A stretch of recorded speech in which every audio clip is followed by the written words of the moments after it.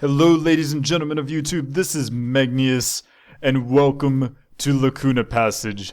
That's right, everything is red. We are on Mars, surrounded by iron oxide.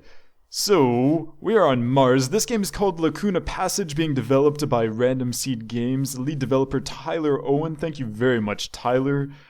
Currently, this game is being funded on Kickstarter, currently at about $17,000 out of $40,000. I very much encourage you to go to the Kickstarter and fund it because, come on, look at this. We're on Mars and it is freaking beautiful. Look at this Dust Devil. Look at this Dust Devil. So go to Kickstarter and fund it if you would like to play this game eventually. This game is currently in what I like to call pre-alpha.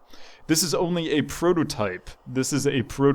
So just letting you guys know, this is not a finished product, but thankfully, Tyler is a really, really cool guy, and in order to help out the Kickstarter, I am officially the first person outside of this circle of developers to play Lacuna Passage, and I am honored to be able to say that. So let's talk about Lacuna Passage. First of all, it is absolutely beautiful. This terrain, by the way, is real. It really exists on the Martian surface. Lacuna Passage and Random Seed Games, they are using data from the HiRISE project, a Mars surface satellite imaging project to build a 25 square mile area in which you can explore.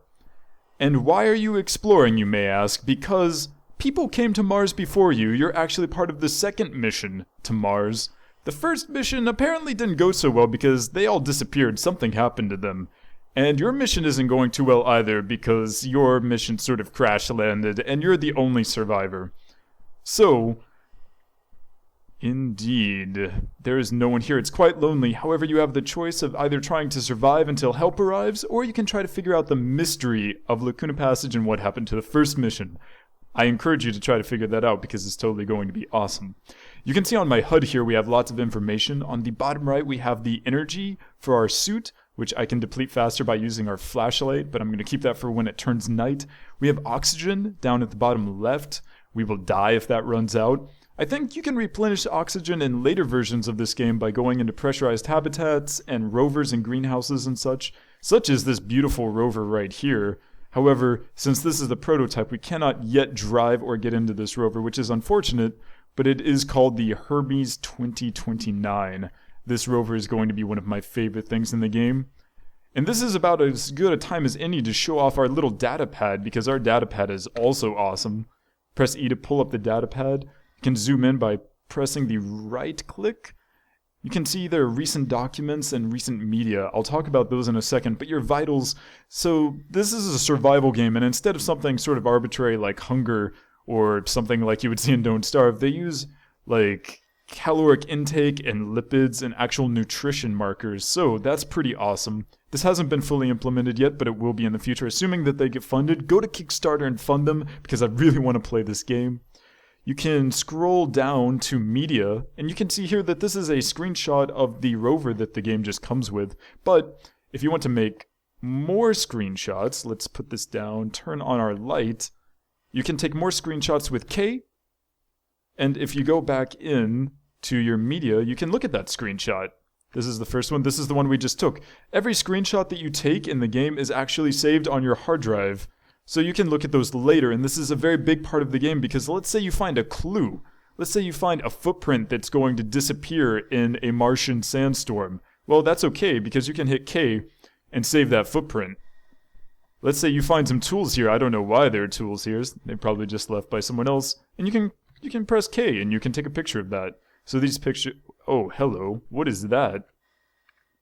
Okay, there we go. A little bit of a graphical glitch there, but yeah, so you can take photos, and that's totally cool. Another cool thing about the data pad, if we look at this, there's media. We can also check out this audio document, and I'm actually going to stop talking so that we can listen to this. Check this out. Just finished drilling core sample 723 at location 19.40 by 18.28. The drill bit on the MBR is reaching the end of its usefulness, but I think I can get one or two more deep samples completed before she burns out. I'll try to hit a few more drilling sites before sundown. Damn it. I think I left some tools behind at the last site. I'm not going to have time to run back to pick them up either. Guess I don't really need them right now. I'll have to swing back out that way tomorrow on my way to Weather Station 3 for inspection. Foster out. So that guy's name was Foster. He was apparently a member of the first mission that came to Mars, and through the game, as you find data pads and things like that, you'll be finding hints and clues as to what happened, including voice recordings and logs. And I believe there's also, yes, here it is, there is also a text version of this for those of you who may be hearing impaired, etc., etc. And this is our map with latitude and longitude, which I do believe are accurate for the surface of Mars, to be honest, which is totally awesome in my personal opinion. But yes, so that's totally awesome, and it really, I love the immersion in this game. I'm sort of unsure about the skybox. I'm not exactly sure if this is a placeholder, but also it gets really dark on Mars at night, as you can see. And I love it. I love everything about this game so far, despite the fact that it's just a prototype. I've been very excited since I saw that this game was first in development. I'm excited now. Definitely trying to get the Kickstarter funded. Some things that we expect to be in the full version, including greenhouses and habitats and lots of stuff like that. There are also stretch goals on the Kickstarter. Stretch goals such as getting more extensive voice acting. I'm actually thinking of volunteering. I don't know if Tyler would be okay with that. I haven't mentioned this to him yet. Tyler, if you're listening now, you should totally talk to me about this. But since people seem to think that my voice is pretty cool, they seem to appreciate my voice in my Let's Plays. Oh, that is a beautiful sky. So beautiful. People seem to appreciate that. I would love to do some voice acting for this. I can record some wave files and send them. No problem whatsoever. And the stars have disappeared. I'm guessing that we have another sunrise coming. So there are a few more controls that I haven't shown you guys yet. You can run in this game by holding down shift. And if you look down, you can see that this uses up our oxygen quite quickly compared to just chilling. So I don't want to do that too much. Turn off our light to save energy. And there's not a whole lot else that I can show you at the moment in the prototype. But again, this is pre-alpha, and it already looks this beautiful. It's already this amazing. I can't wait to see what happens. Since it's currently at $17,000 out of $40,000, and it's only 10 days into the Kickstarter, I can say that probably I'm very confident about it being fully funded. But just in case, I want to encourage you guys to go over there and fund it. Get it for yourself, because this is totally going to be one of the games that is remembered for years, possibly bringing people to be motivated to get our butts off of our planet and onto Mars. That is, oh no. Warning, low electricity.